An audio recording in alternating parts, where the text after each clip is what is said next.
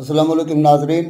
आप देख रहे हैं पाकिस्तान अदबी फ़ोरम का अदबी चैनल और इस वक्त हम पेश कर रहे हैं सादत हसन मंटो की किताब मंटो के 100 बेहतरीन अफसाने से उनका एक अफसाना जिसका उन्वान है उसका पति। चलिए देखते हैं सादत हसन मंटो का अफसाना उसका पति। लोग कहते थे कि नत्थू का सर इसलिए गंजा हुआ है कि वो हर वक्त सोचता रहता है। इस बयान में काफ़ी सदाकत थी, क्योंकि सोचते वक्त नत्थू हमेशा सर खुजलाया करता है, क्योंकि उसके बाल बहुत खुरदरे और खुश्क हैं और तेल न मिलने के बायस बहुत खस्ता हो गए हैं। इसलिए बार बार खुजलाने से उसके सर का दरमियानी हिस्सा बालों से बिल्कुल बेनियाज हो गया है। अगर उसका सर हर रोज़ धोया जाता तो ये हिस्सा ज़रूर चमकता, मगर मैल की ज़्यादती की वजह से उसकी हालत बिल्कुल उस तवे की सी हो गई है जिस पर हर रोज़ रोटियां पकाई जाएं मगर उसे साफ ना किया जाए। नत्थू भट्टे पर ईंटें बनाने का काम करता था। यही वजह है कि अक्सर अपने ख्यालात को कच्ची ईंटें समझता था और किसी पर फौरन ही जाहिर नहीं करता था। उसका ये असूल था कि ख्याल को अच्छी तरह पकाकर बाहर निकालना चाहिए था, ताकि जिस इमारत में भी वो इस्तेमाल हो उसका एक मजबूत हिस्सा बन जाए। गांव वाले उसके ख्यालात की कदर करते थे और हर बात में उससे मशवरा लिया करते थे, लेकिन इस कदर अफजाई से नत्थू अपने आप को अहम नहीं समझने लगा था। जिस तरह गांव में शंभू का काम हर वक्त लड़ते झगड़ते रहता था, इसी तरह उसका काम हर वक्त दूसरों को मशवरा देते रहना था। वो समझता था कि हर शख्स सिर्फ एक काम के लिए पैदा होता है। चुनांचे शंभू के बारे में चौपाल पर जब कभी जिक्र छिड़ता तो वो हमेशा यही कहा करता था, खाद कितनी बदबूदार चीज़ से बनती है, पर खेती बाड़ी उसके बिना हो ही नहीं सकती। शंभू के हर सांस में गालियों की बास आती है। ठीक है, पर गांव की चहल पहल और रौनक भी उसी के दम से कायम है। अगर वो ना हो तो लोगों को कैसे मालूम होगा कि गालियां क्या होती हैं। अच्छे बोल जानने के साथ साथ बुरे बोल भी मालूम होने चाहिए। नत्थू भट्टे से वापस आ रहा था और हसबे मामूल सर खुजलाता गांव के किसी मसले पर गौर व फिक्र कर रहा था। लालटेन के खंभे के पास पहुंचकर उसने अपना हाथ सर से अलहदा किया, जिसकी उंगलियों से वो बालों का एक मैल भरा गुच्छा मरोड़ रहा था। वो अपने झोंपड़े के ताज़ा लिपे हुए चबूतरे की तरफ बढ़ने ही वाला था कि सामने से इसे किसी ने आवाज़ दी। नत्थू पलटा और अपने सामने वाले झोंपड़े की तरफ बढ़ा, जहां से माधु उसे अब हाथ के इशारे से बुला रहा था। झोंपड़े के छज्जे के नीचे चबूतरे पर माधु, उसका लंगड़ा भाई और चौधरी बैठे थे। उनके अंदाज़े नशिस्त से ऐसा मालूम होता था कि कोई नहायत ही अहम बात सोच रहे हैं। सबके चेहरे कच्ची ईंटों की मानद पीले थे। माधु तो बहुत दिनों का बीमार दिखाई देता था। एक कोने में ताकचे के नीचे रूपा की माँ बैठी थी। गलीज कपड़ों में वो मैले कपड़ों की एक गठरी दिखाई दे रही थी। नत्थू ने दूर ही से मामले की नज़ाकत महसूस की और कदम तेज करके उनके पास पहुंच गया। माधु ने इशारे से उसको पास बैठने को कहा। नथु बैठ गया और उसका एक हाथ गैर इरादी तौर पर अपने बालों के उस गुच्छे की तरफ बढ़ गया जिसकी जड़ें काफ़ी हिल चुकी थीं। अब वो इन लोगों की बातें सुनने के लिए बिल्कुल तैयार था। माधु उसको अपने पास बिठाकर खामोश हो गया, मगर उसके कप कपाते होंठ साफ जाहिर कर रहे थे कि वो कुछ कहना चाहते हैं। माधु का लंगड़ा भाई भी खामोश था और बार बार अपनी कटी हुई टांग के आखिरी टुंड मुंड हिस्से पर, जो गोश्त का एक बदशकल लोथड़ा सा बना हुआ था, हाथ फेर रहा था। रूपा की माँ ताकचे में रखी हुई मूर्ति की माने गूंगी बनी हुई थी और चौधरी अपनी मूछों को ताव देना भूलकर जमीन पर लकीरें बना रहा था। नथु ने खुद ही बात शुरू की तो माधु बोला, नथु बात यह है कि अब मैं तुम्हें क्या बताऊं कि बात क्या है। मैं कुछ कहने के काबिल न रहा। चौधरी, तुम ही जी कड़ा करके सारा किस्सा सुना दो। नथु ने गर्दन उठाकर चौधरी की तरफ देखा, मगर वो कुछ न बोला और ज़मीन पर लकीरें बनाता रहा। दोपहर की उदास फिजा बिल्कुल खामोश थी। अलबत्ता कभी कभी चीलों की चीखें सुनाई देती थीं और झोंपड़े के दाने हाथ घोड़े पर जो मुर्ग कूड़े को कुरेद रहा था, कभी कभी किसी मुर्ग को देखकर बोल उठता। चंद लम्हों तक झोंपड़े के छज्जे के नीचे सब खामोश रहे और नत्थू मामले की नज़ाकत अच्छी तरह समझ गया। रूपा की माँ ने रोई आवाज़ में कहा, मेरे फूटे भाग, इसको तो जो कुछ उजड़ना था उजड़ी। मुझे पागल की सारी दुनिया बर्बाद हो गई। क्या अब कुछ नहीं हो सकता? माधु ने कंधे हिलाए और नथु से मुखातब होकर कहा, क्या हो सकता है भाई? मैं ये कलंक का टीका अपने माथे पर लगाना नहीं चाहता। मैंने जब अपने लालू की बात रूपा से पक्की की थी तो मुझे ये किस्सा मालूम नहीं था। अब तुम लोग खुद ही विचार करो कि सब कुछ जानते हुए मैं अपने बेटे का ब्याह रूपा से कैसे कर सकता हूँ। ये सुनकर नत्थू की गर्दन उठी। वो शायद ये पूछना चाहता था कि लालू का ब्याह रूपा से क्यों नहीं हो सकता। अभी कल तक सब ठीक ठाक था, अब इतनी जल्दी क्या हो गया कि रूपा लालू के काबिल नहीं रही। वो रूपा और लालू दोनों को अच्छी तरह जानता था, और सच पूछो तो गांव में हर शख्स एक दूसरे को अच्छी तरह जानता है। वो कौन सी बात थी जो उसे इन दोनों के बारे में मालूम ना थी। रूपा उसके सामने फूली फली, बड़ी और जवान हुई। अभी कल ही की बात है कि उसके गाल पर एक जोर का धप्पा भी मारा था, और उसको इतनी मजाल ना हुई थी कि चूं भी करे। हालांकि गांव की सब छोकरियां छोकरे गुस्ताख थे और बड़ों का बिल्कुल अदब ना करते थे। रूपा तो बड़ी भोली भाली लड़की थी, बातें भी बहुत कम करती थी, और उसके चेहरे पर कोई ऐसी इलामत ना थी जिससे यह पता चलता कि वो शरारत भी कर सकती है। फिर आज उसकी बाबत ये बातें क्यों हो रही थी। नथु को गांव के हर झोंपड़े और इसके अंदर रहने वालों का हाल मालूम था। मिसाल के तौर पर उसे मालूम था कि चौधरी की गाय ने सुबह सवेरे एक बछड़ा दिया है, और माधु के लंगड़े भाई की बैसाखी टूट गई। गामा हलवाई अपने मूछों के बाल चुनवा रहा था कि उसके हाथ से आईना गिरकर टूट गया, और एक सेर दूध के पैसे नाई को बतौर कीमत देना पड़े।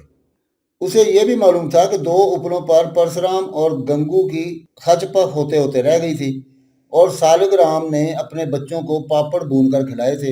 हालांकि वैद्य जी ने मना किया था कि उनको मिर्चों वाली कोई शय ना दी जाए। नथु हैरान था कि ऐसी कौन सी बात है जो उसे मालूम नहीं। तमाम ख्यालात उसके दिमाग में एकदम आए, और वो माधु काका से अपनी हैरत दूर करने की खातिर से कोई सवाल करने ही वाला था कि चौधरी ने जमीन पर तोते की शक्ल करते हुए कहा, कुछ समझ में नहीं आता, थोड़े ही दिनों में वो बच्चे की माँ बन जाएगी।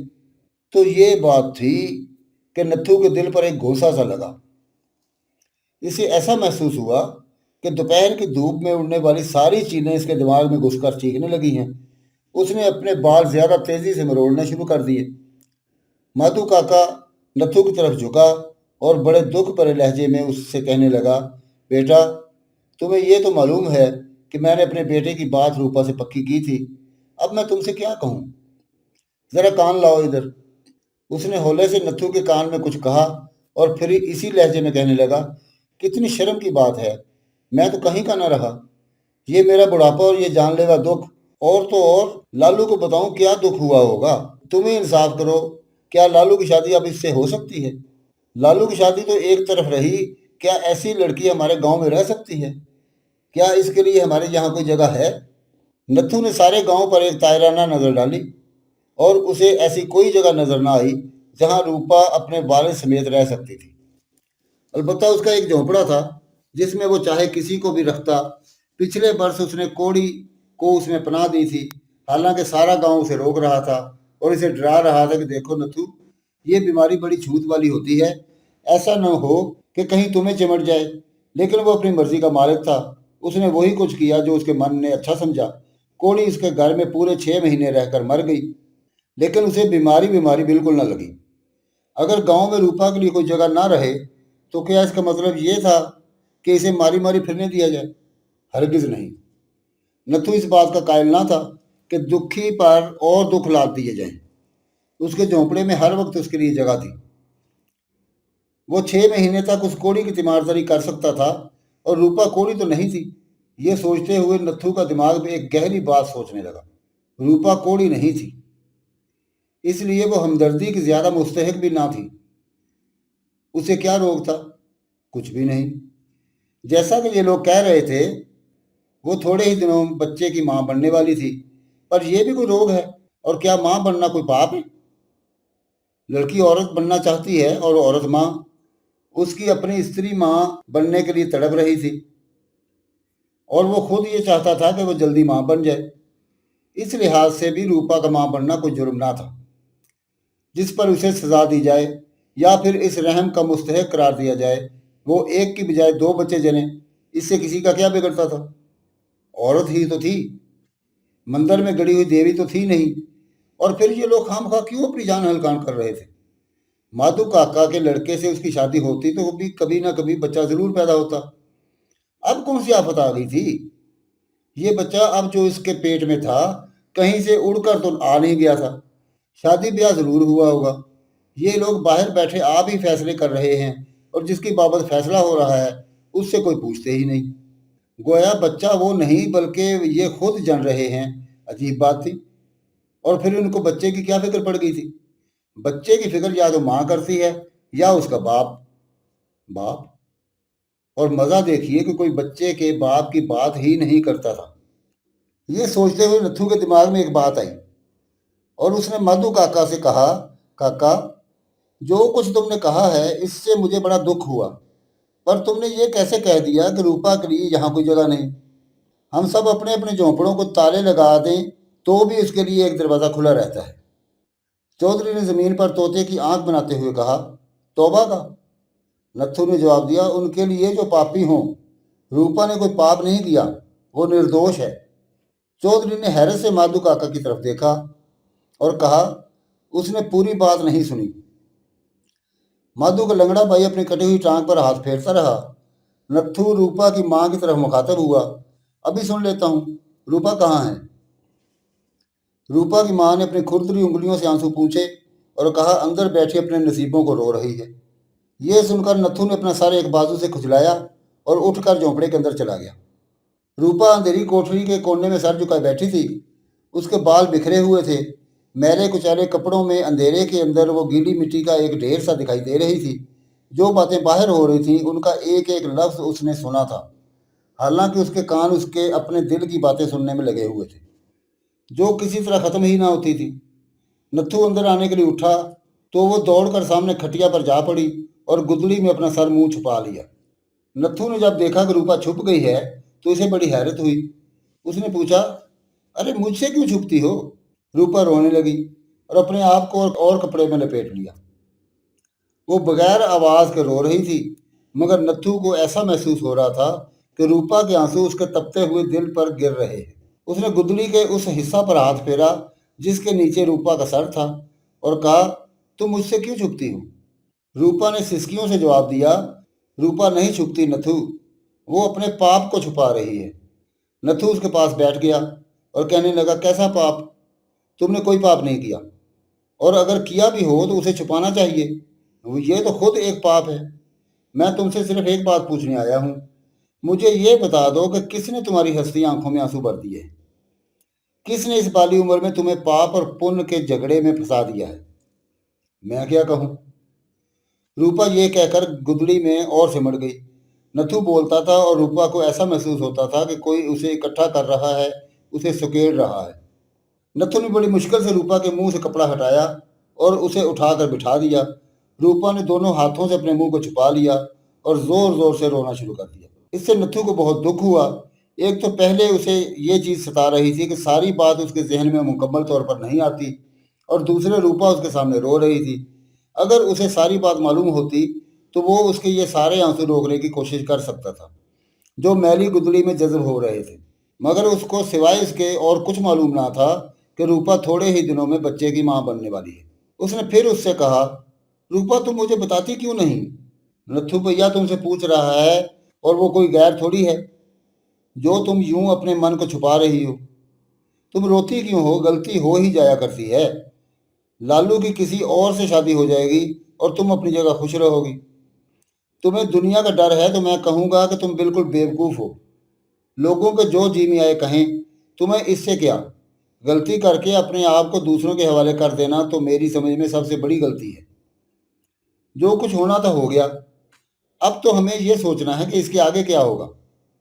तुम दूसरों की बाबत ना सोचो, अपनी फिक्र करो। सबसे ज़्यादा ज़रूरी चीज़ इस वक्त तुम हो, और सच पूछो तो अपनी ज़ात ही हमेशा सबसे ज़्यादा ज़रूरी होती है। रोने धोने से कुछ नहीं होगा। आंसू भरी आंखों से ना तुम मुझे ही ठीक तौर से देख सकती हो, और अपने आप को रोना बंद करो और मुझे सारी बात बताओ। रूपा की समझ में ना आता था कि वो इससे क्या कहे। वो दिल में सोचती थी कि अब ऐसी कौन सी बात रह गई है जो दुनिया को मालूम नहीं। यही सोचते हुए उसने नथु से कहा, नथु भैया, मुझसे ज़्यादा तो दूसरों को मालूम है। मैं तो सिर्फ इतना जानती हूँ कि जो कुछ मैं सोचती थी एक सपना था। यूं तो हर चीज़ सपना होती थी, पर यह सपना बड़ा ही अजीब है। कैसे शुरू हुआ, क्यों कर ख़त्म हुआ, इसका कुछ पता ही नहीं चलता। बस ऐसा मालूम होता है कि वो तमाम दिन जो मैं कभी खुशी से गुजारती थी, आंखों में आंसू बनना शुरू हो गए हैं। मैं घड़ा लेकर उछलती कूदती गाती कुएं पर पानी भरने गई। पानी भरकर जब वापस आने लगी तो ठोकर लगी और घड़ा चकनाचूर हो गया। मुझे बड़ा दुख हुआ। मैंने चाहा कि इस टूटे हुए घड़े के टुकड़े उठाकर झोली में भर लूं, और लोगों ने शोर मचाना शुरू कर दिया। नुकसान मेरा हुआ, चाहिए तो ये था कि वो मुझसे हमदर्दी करते, पर उन्होंने उल्टा मुझे ही डांटना शुरू कर दिया।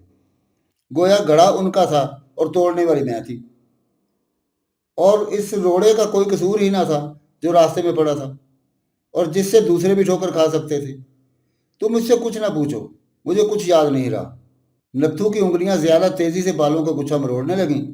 उसने बड़े इसराफ से कहा, मैं सिर्फ इतना पूछता हूं कि वो कौन है। कौन? वही, वही।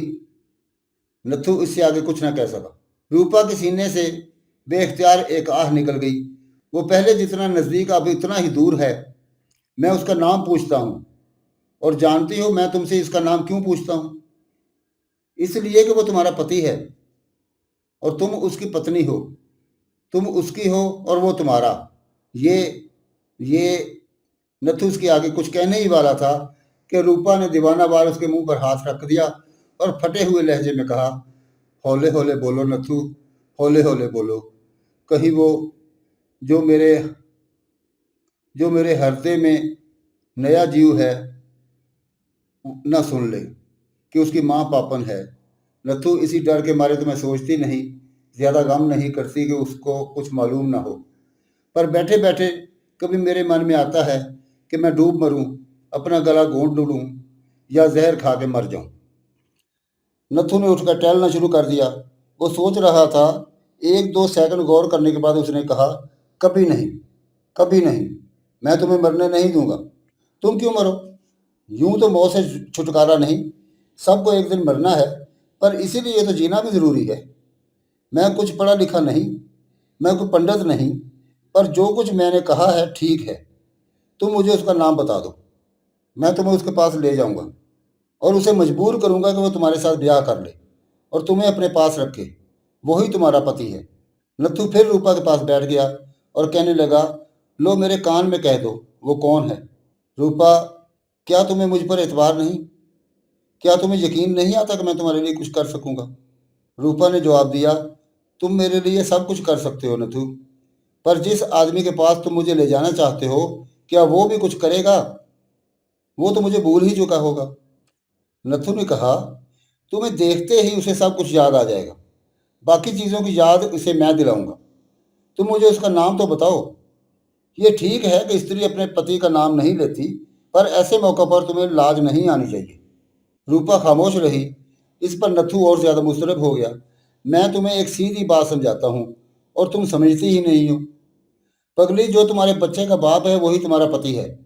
अब मैं तुम्हें कैसे समझाऊं? तुम बस आंसू बहाए जाती हो, कुछ सुनती ही नहीं हो। मैं पूछता हूँ उसका नाम बताने में हर्ज ही क्या है?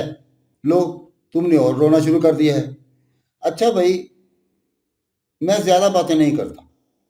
तुम ये बताओ कि वो है कौन? तुम मान लो मैं उसका कान पकड़कर सीधे रास्ते पर ले आऊंगा। रूपा ने सिसकियों में कहा, तुम बार बार पति ना कहो नथु। मेरी जवानी, मेरी आशा, मेरी दुनिया कभी की विधवा हो चुकी है। तुम मेरी मांग में से दूर भरना चाहते हो और मैं चाहती हूँ कि सारे बाल ही नोच डालूं। नथु, अब कुछ नहीं हो सकेगा। मेरी झोली के बेर जमीन पर गिरकर सब के सब मोरी में जा पड़े हैं। अब इन्हें बाहर निकालने से क्या फायदा? उसका नाम पूछकर तुम क्या करोगे? लोग तो अब मेरा नाम भूल जाना चाहते हैं। नथु तंग आ गया और तेज लहजे में कहने लगा, तुम तुम बेवकूफ हो। मैं अब तुमसे कुछ नहीं पूछूंगा। वो उठकर जाने लगा तो रूपा ने हाथ के इशारे से उसे रोका। ऐसा करते हुए उसका रंग बिल्कुल जर्द पड़ गया। नथु ने उसकी गीली आंखों की तरफ देखा। बोलो। रूपा बोली, नथु भैया, मुझे मारो, मुझे खूब पीटो, शायद मैं इस तरह उसका नाम बता दूं। तुम्हें याद होगा, एक बार मैंने बचपन में मंदिर के एक पेड़ से कच्चे आम तोड़े थे और तुमने एक ही चांटा मारकर मुझसे सच्ची बात कहलवा ली थी। आओ, मुझे मारो। ये चोर जिसे मैंने अपने मन में पनाह दे रखी है, बगैर मार के बाहर नहीं निकलेगा। नथु खामोश रहा। एक लहजे के लिए उसने कुछ सोचा, फिर एकाएक ही उसने रूपा के पीले गाल पर इस जोर से थप्पड़ मारा कि छत के चंद सूखे और गर्द से अटे हुए तिनके दमक के मारे नीचे गिर पड़े। नथु की सख्त उंगलियों ने रूपा के गाल पर कई नहरें खोद दी।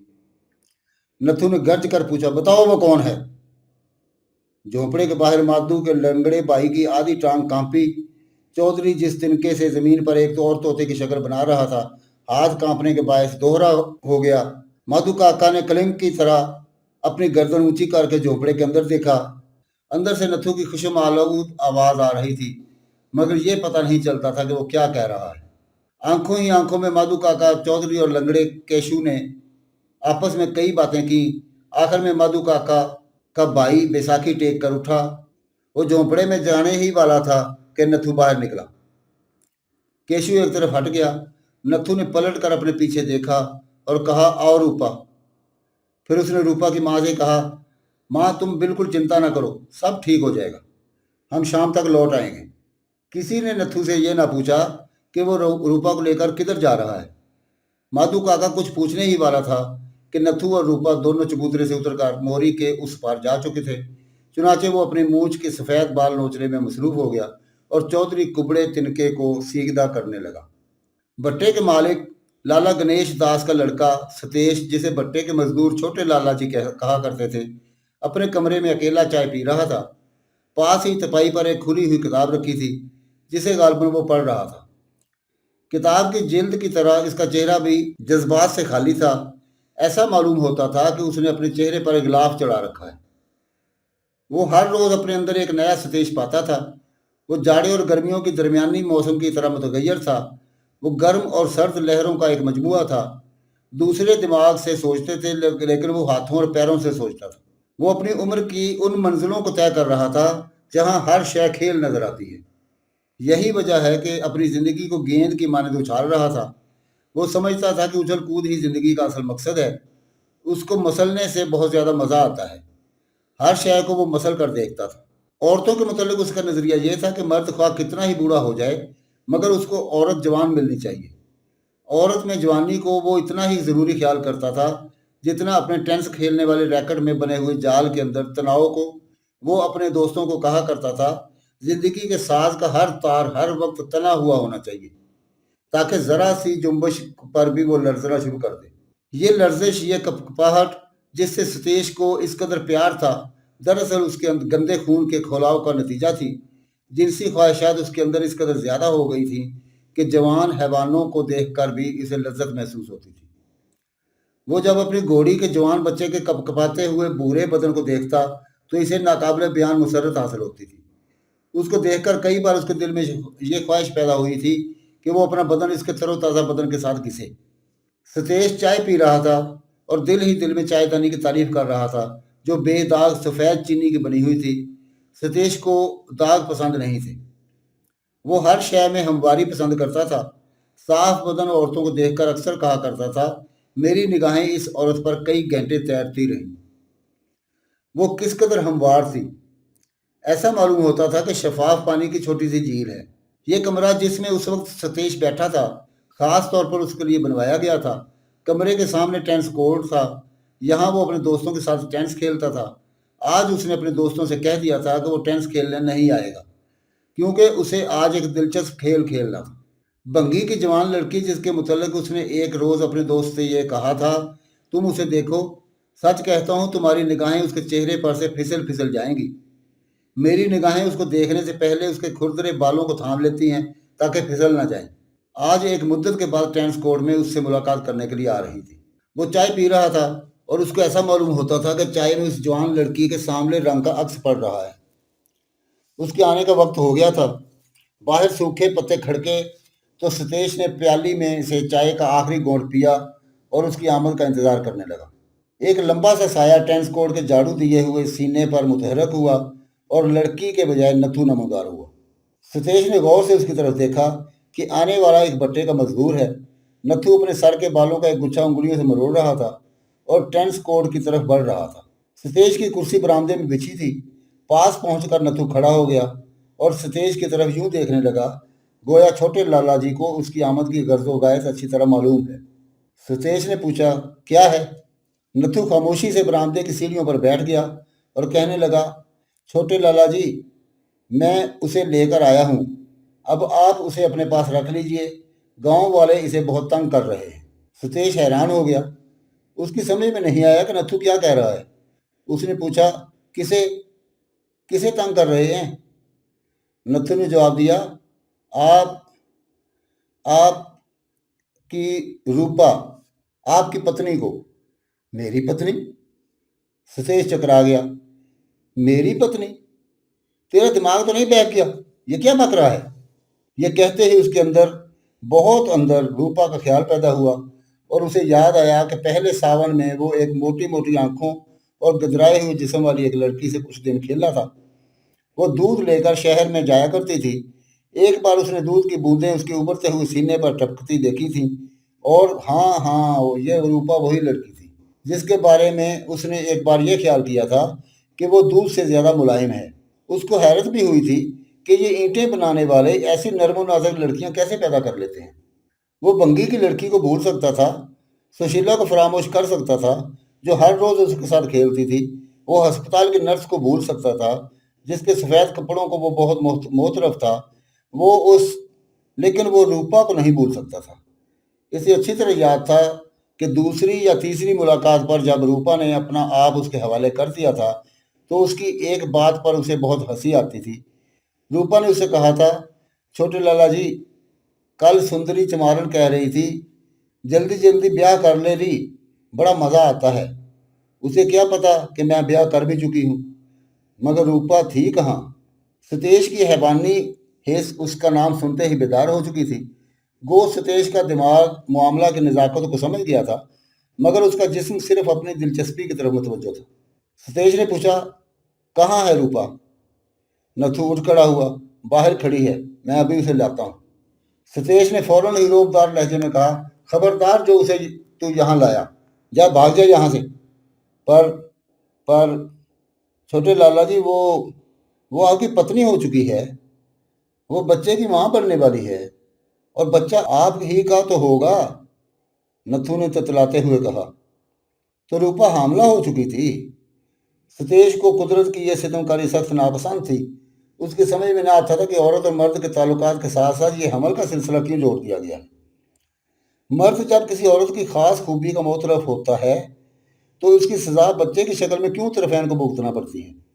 रूपा बच्चे के बगैर कितनी अच्छी थी और वो इस बच्चे के बगैर कितने अच्छे तरीके पर रूपा के साथ ताल्लुकात कायम रख सकता था। इस सिलसिला तौलीद की वजह से कई बार उसके दिल में ख्याल पैदा हुआ कि औरत एक बेकार शय है, यानी हाथ लगाओ और बच्चा पैदा हो जाता है। ये भी कोई बात है? अब उसकी समझ में नहीं आता था कि वो इस बच्चे का क्या करे जो पैदा हो रहा है। थोड़ी देर गौर करके उसने नत्थू को अपने पास बिठाया और बड़े आराम से कहा, तुम रूपा के क्या लगते हो? खैर छोड़ो इस किस्से को। देखो, ये बच्चे बच्चे की बात मुझे ये पसंद नहीं। मुफ्त में हम दोनों बदनाम हो जाएंगे। तुम ऐसा करो, रूपा को यहाँ छोड़ जाओ। मैं उसे आज ही किसी ऐसी जगह भिजवा दूंगा जहाँ ये बच्चा ज़ाया कर दिया जाए और रूपा को मैं कुछ रुपए दे दूंगा। वो खुश हो जाएगी। तुम्हारा इनाम भी तुम्हें मिल जाएगा। ठहरो। ये कहकर सतेज ने अपनी जेब से बटुआ निकाला और 10 रुपए का नोट नत्थू के हाथ में देकर कहा, यह रहा तुम्हारा इनाम, जाओ ऐश करो। नत्थू चुपके से उठा। 10 रुपए का नोट उसने अच्छी तरह मुट्ठी में दबा लिया और वहां से चल दिया। सतेश ने इत्मीनान का सांस लिया कि चलो छुट्टी हुई। अब वो बंगी की लड़की की बाबत सोचने लगा कि अगर उसे भी, मगर ये क्या, नत्थू रूपा के साथ वापस आ रहा था। रूपा की नज़रें झुकी हुई थीं और वो यूं चल रही थी जैसे उसे बहुत तकलीफ हो रही थी। सतेश ने सोचा, ये बच्चा पैदा करना भी एक अच्छी खासी मुसीबत मालूम होती है। नत्थू और रूपा दोनों बरामदे की सीढ़ियों के पास खड़े हो गए। सतेश ने रूपा की तरफ देखे बगैर कहा, देखो रूपा, मैंने इसको सब कुछ समझा दिया है। तुम फिक्र ना करो, सब ठीक हो जाएगा, समझी? क्यों भाई, तुमने इसे सब कुछ बता दिया? नत्थू ने 10 रुपए का नोट खामोशी से स्टेज की तरफ बढ़ा दिया और कहा, छोटे लाला जी, कागज़ के इस टुकड़े से आप मुझे खरीदना चाहते हैं? मैं तो एक बहुत बड़ा सौदा करने आया था। सतेश ने समझा कि नत्थू शायद 10 रुपए से ज़्यादा मांगता है। कितने रुपए चाहिए तुझे? मेरे पास इस वक्त 50 हैं, लेना हो तो ले जाओ। नथु ने रूपा की तरफ देखा। रूपा की आंखों से आंसू निकलकर सीमेंट से लिपी हुई सीढ़ियों पर टपक रहे थे। उसके दिल पर ये कतरे पिघले हुए शीशे की तरह गिर रहे थे। सतेज की तरफ उसने मुड़कर कहा, छोटे लाला जी, ये आपकी पत्नी है, आप इसके बच्चे के बाप हैं। जैसे बड़े लाला जी आपके पिता हैं, रूपा के लिए और कोई जगह नहीं है। वो आपके पास रहेगी और आप इसे पत्नी बनाकर रखेंगे। सब गांव वाले इसे दुत्कार रहे हैं। किस लिए? इसलिए कि वो आपका बच्चा अपने पेट में लिए लिए फिरती है। आपको थामना पड़ेगा इस लड़की का हाथ, जिसने आपको अपना सब कुछ दे दिया। आपका दिल पत्थर का नहीं है छोटे लाला जी, और इस छोकरी का दिल भी पत्थर नहीं है। आपने इसको सहारा ना दिया तो और कौन देगा? ये आती नहीं थी, रो रो के अपनी जान हलकान कर रही थी। मैंने इसे समझाया और कहा, पगली तू क्यों रोती है? तेरा पति जीता है, चल मैं तुझे उसके पास ले चलूं। सतेश ने पति पत्नी का मतलब ही समझ में ना आता था। देखो भाई, ज्यादा बकवास ना करो। तुम यूं डरा धमकाकर मुझसे ज्यादा रुपया वसूल नहीं कर सकते। मैं 100 रुपया देने पर राजी हूँ, मगर शर्त यह है कि यह बच्चा ज़ाया कर दिया जाए। और तुम जो मुझसे ये कहते हो कि मैं इसे अपने घर में बसा लूँ, तो ये नामुमकिन है। मैं इसका पति ख्वाब में भी नहीं बना, और ना ये मेरी कभी पत्नी बनी है, समझे? 100 रुपया लेना हो तो कल आके यहाँ से ले जाना। अब यहाँ से 9 तो 11 हो जाओ। नथु भिन्न आ गया। और और ये बच्चा क्या आसमान से आ गया है? उसकी आंखों में आंसू भूत प्रेतों ने भर दिए हैं। मेरा दिल कौन मसल रहा है? ये रुपए, ये 100 रुपये क्या आप खैरात के तौर पर दे रहे हैं? कुछ हुआ है तो सब कुछ हो रहा है। कोई बात है तो ये हलचल मच रही है। आप इसके बच्चे के बाप हैं तो क्या इसके पति नहीं? मेरी अक्ल को कुछ हो गया है या आपकी समझ को? सतेज ये तकरीर बर्दाश्त न कर सका। उल्लू के पट्टे, तू जाता है कि नहीं यहाँ से? खड़ा अपनी मंतक चाल रहा है। जा, जो कुछ करना है कर ले। देखूं तो मेरा क्या बिगाड़ लेगा। नथु ने हौले से कहा, मैं तो संवारने आया था छोटे लाला जी। आप नाहक क्यों बिगड़ रहे हैं? आप क्यों नहीं उसका हाथ थाम लेते? ये आपकी पत्नी है। पत्नी के बच्चे? अब तो अपनी बकवास बंद करेगा या नहीं? बच्चा बच्चा क्या बक रहा है? जा ले जा अपनी इस कुछ लगती को, वरना याद रख खाल उधेड़ दूंगा। नत्थू के सब पट्टे अकड़ गए। भगवान की कसम, मुझ में इतनी शक्ति है कि यूं हाथों में दबाकर तेरा सारा लहू निचोड़ दूं। मेरी खाल तेरे उन नाजुक हाथों से उधड़ेगी। मैं तेरी बोटी बोटी नोच सकता हूँ, पर मैं कुछ नहीं कर सकता। मैं तुझे हाथ तक नहीं लगाना चाहता।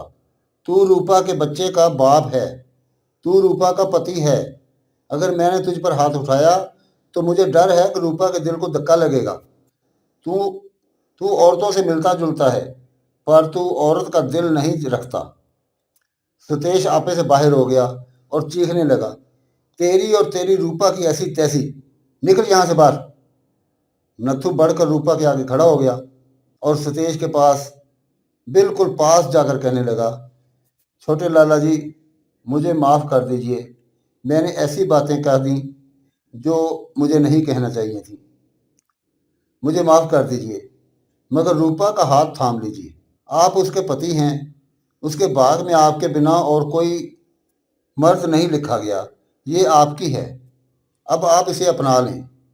ये देखिए, मैं आपके सामने हाथ जोड़ता हूँ। कैसे वाहियात आदमी से वास्ता पड़ा है। सतेज ने कमरे के अंदर जाते हुए कहा, मैं कहता हूँ मैं रूपा वूपा को नहीं जानता, मगर ये खामखा से मेरे पल्ले बांध रहा है। जाओ जाओ, होश की दवा करो। कमरे का सिर्फ दरवाज़ा खुला था, जिसमें से सतेज अंदर दाखिल हुआ था। अंदर दाखिल होकर उसने ये दरवाज़ा बंद कर दिया। नत्थू ने दरवाजे की लकड़ी की तरफ देखा तो उसे सतेज के चेहरे और उसमें कोई फर्क नजर न आया। नत्थू ने अपने सर के बाल मरोड़ने शुरू किए और जब पलट कर उसने रूपा की से कुछ कहना चाहा तो वो जा चुकी थी। वो इसका पीछा करने के लिए भागा, मगर वो जा चुकी थी। बाहर निकलकर उसने रूपा को बहुत दूर दरख्तों के झुंड में गायब होते देखा। वो उसके पीछे ये कहता हुआ भागा, रूपा, रूपा ठहर जा। मैं एक बार फिर उसे समझाऊंगा। वही तेरा पति है। उसका घर ही तेरी असल जगह है। वो बहुत देर तक भागता रहा, मगर रूपा बहुत दूर निकल गई थी। उस रोज से आज तक नत्थू रूपा की तलाश में सरगर्दा है, मगर वो इसे नहीं मिलती। वो लोगों से कहता है, मैं रूपा के पति को जानता हूँ, तुम उसे ढूंढ कर लाओ, मैं उसे उसके पति से मिलाऊंगा। लोग ये सुनकर हंस देते हैं। बच्चे जब भी नत्थू को देखते हैं तो उससे पूछते हैं, उसका पति कौन है नत्थू भैया? तो नत्थू उनको मारने के लिए दौड़ता है। नाजरीन, ये था सादत हसन मंटो का अफसाना उसका पति। उम्मीद है कि आपको ये सिलसिला पसंद आया होगा। आपसे गुजारिश है कि इस वीडियो को लाइक करके अपने दोस्तों के साथ शेयर करें, और अगर आप पहली मर्तबा हमारे चैनल पर आए हैं तो चैनल को सब्सक्राइब कर लें, ताकि हमारी हर आने वाली वीडियो का नोटिफिकेशन आपको मिलता रहे। मिलते हैं बहुत जल्द एक और अदब पारे के साथ। तब तक के लिए इजाज़त। अल्लाह हाफिज़।